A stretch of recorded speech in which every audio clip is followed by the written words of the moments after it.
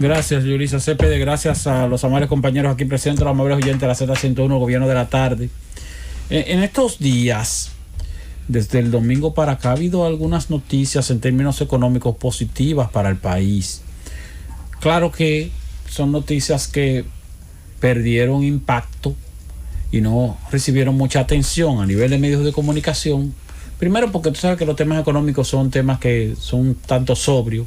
Y segundo, porque el domingo toda la atención la acapararon los detenimientos, los allanamientos y los presos. Empezó el proceso de llevar a la cárcel a aquellos que gobernaron y que de acuerdo con una parte importante de la población se los robaron todo. Entonces, eso lógicamente iba a acaparar la atención. Pero ayer hice mención brevemente al hecho de que las autoridades monetarias informaron sobre la decisión de mantener la tasa de política monetaria en 3%, y el Banco Central ahí informó algo que nosotros habíamos dicho aquí anteriormente, cuando nos referimos a que el presidente Luis Abinader ha dicho que ha logrado reducir el déficit este año en 60,000 millones de pesos, y nosotros hemos informado que eso le da una holgura económica al presidente Luis Abinader, porque se trata de un ahorro con base en un ingreso que ya se registró. Entonces el Banco Central ha dicho, las recaudaciones están dentro de lo establecido en el presupuesto complementario, luego que se hizo la revisión a la baja de la estimación de ingresos, y si sumamos eso, dice la autoridad monetaria, a los 3.800 millones de dólares que ya se emitieron de bonos soberanos para completar el déficit presupuestario de este año, pues entonces eso ha permitido que en las reservas del Banco Central estén hoy día por el orden de los 9.000 millones de dólares. 9.000 millones de dólares que de los cuales alrededor de 2.500 millones de dólares son parte de esos 3.800 millones de dólares que se emitieron y que luego el gobierno va descontando o sacando de las reservas, porque son recursos que se depositan como reserva del Banco Central, pero no son las reservas fijas definitivas del Banco Central, sino que en algún sitio hay que ponerlos, hay que depositarlo en la medida en que el gobierno va retirando ese dinero para irlo utilizando, porque es un dinero que se tomó prestado para cubrir un déficit.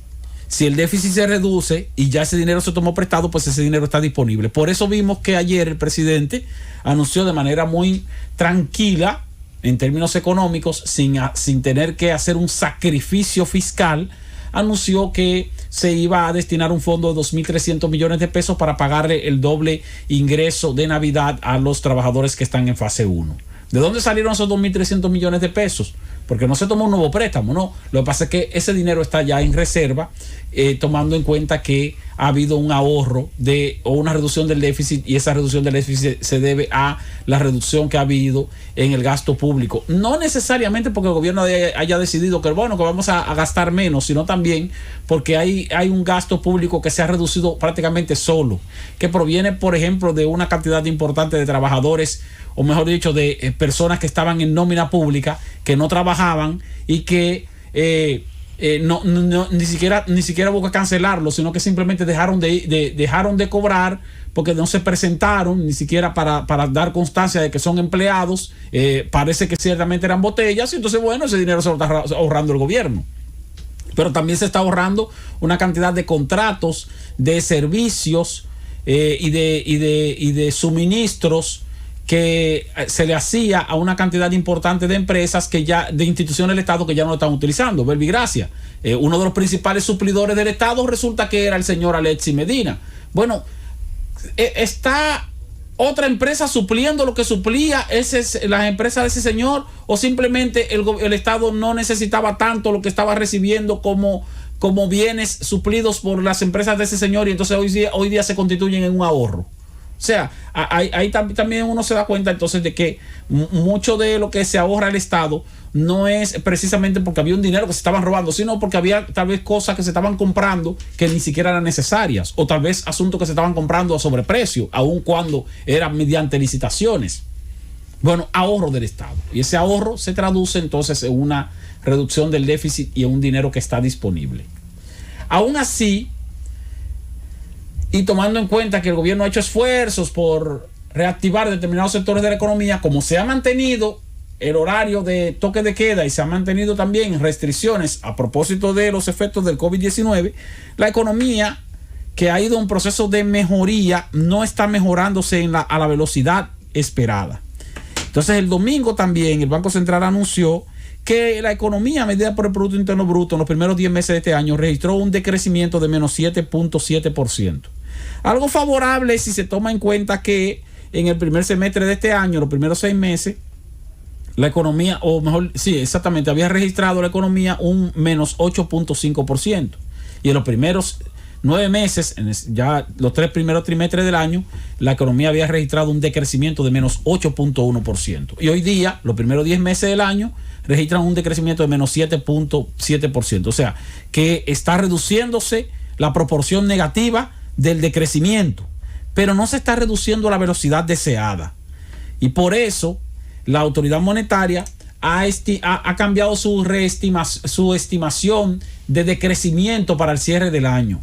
Hace 2 meses, el Banco Central había informado que la economía este año iba a terminar el año completo en menos 6%. Más o menos, menos 6%, era su proyección.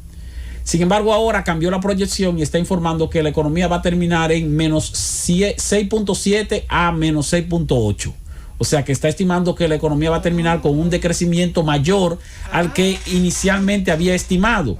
Y eso se debe no a que no ha habido mejoría, sino que la mejoría no ha sido a la velocidad deseada. En octubre, la economía sufrió un decrecimiento de menos 4.3%. Tal vez lo que esperaba la autoridad monetaria era que el decrecimiento fuera de menos 3% o de menos 2.5%, pero fue de menos 4.3%. Y si la economía sigue en decrecimiento en noviembre, parece que ya tienen las cifras preliminares de noviembre, más diciembre, que fíjense que el gobierno acaba de extender el toque de queda en el mismo horario hasta el día 22.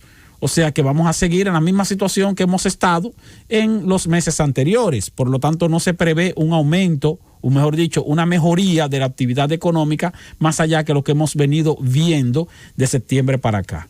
Evaluándolo mes por mes, la economía se ha comportado de la siguiente manera y por eso ya tocamos fondo.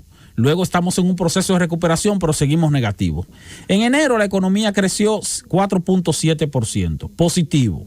En febrero la economía creció 5.3%, positivo, porque todavía no había llegado la cuarentena.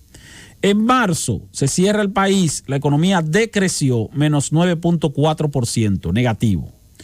En abril fue el peor mes en cuanto a actividad económica, menos 29.8%. En marzo, menos 13.6%. Fíjense que ahí entonces hubo un decrecimiento menor al que habíamos tenido en abril. En junio, menos 7.1%. Seguimos entonces en un proceso de mejoría. En julio, menos 8.8%. Ahí hubo un retroceso. De menos 7.1% en junio, caímos a menos 8.8% en julio, que fue el mes de las elecciones. En agosto, menos 7.2%. Ahí volvimos más o menos a lo que teníamos en junio. En septiembre, menos 5.6% y en octubre, menos 4.3%. Entonces, fíjense cómo se ha ido ciertamente reduciendo. El crecimiento negativo sigue negativo, pero en menor proporción, por lo tanto, en algún momento llegaremos a un punto de equilibrio. Pero lo que estima el Banco Central, repito, es que como a enero-octubre, en los primeros 10 meses del año, nos da un negativo de menos 7.7%, aun cuando en esos 10 meses hay 2 meses en que hubo crecimiento, no decrecimiento, pues no se tiene previsto que entre noviembre y diciembre la economía crezca lo suficiente como para evitar que el decrecimiento al cierre del año sea de menos 6.7 a menos 6.8%. Por lo tanto, las perspectivas que se tornan positivas, o mejor dicho, que se tornan menos negativas, no son tan buenas como deberían ser. Y esto es porque tenemos como quiera una situación de una pandemia que no se termina este año y que no se va a terminar en enero, febrero, marzo. Lo que sí esperamos es que, como el gobierno ha dicho que ha logrado reducir el déficit y ha podido anunciar el doble ingreso de Navidad para los trabajadores en fase 1 suspendidos, es posible que el gobierno también aproveche esa reserva en dinero que le queda de este año para anunciar, tal vez antes de que finalice el mes de diciembre, que va a continuar la asistencia económica de fase 1 y fase 2 por lo menos en los primeros 3 meses del próximo año. Eso es lo que le ha aconsejado al gobierno del presidente Luis Abinader los asesores económicos nacionales e internacionales. Y es lo que vienen aconsejando incluso también representantes de organismos internacionales, de que la asistencia social tiene que mantenerse más allá del mes de diciembre, porque más allá del mes de diciembre, como quiera, tendremos o estaremos sufriendo a nivel mundial los efectos negativos del COVID-19 y va a esto a obligar a que siga como quiera restringida la actividad económica. Y esa restricción de la actividad económica no nos va a garantizar ni nos va a permitir reinsertar en el mercado laboral del sector privado la cantidad enorme de personas que todavía están en suspensión y otros que ya fueron cancelados y que no tienen definitivamente trabajo. Más de 250,000 desempleados al cierre de octubre de este año y más de 155,000 trabajadores que están suspendidos recibiendo una asistencia económica del gobierno al cierre de octubre de este año también. Una reinserción en el mercado laboral de alrededor de 280,000 trabajadores, pero que retornaron al mercado laboral con la ayuda del gobierno, que está aportando una parte del salario que reciben, porque el sector privado que los reinsertó al mercado laboral no puede todavía pagarle sus salarios completos.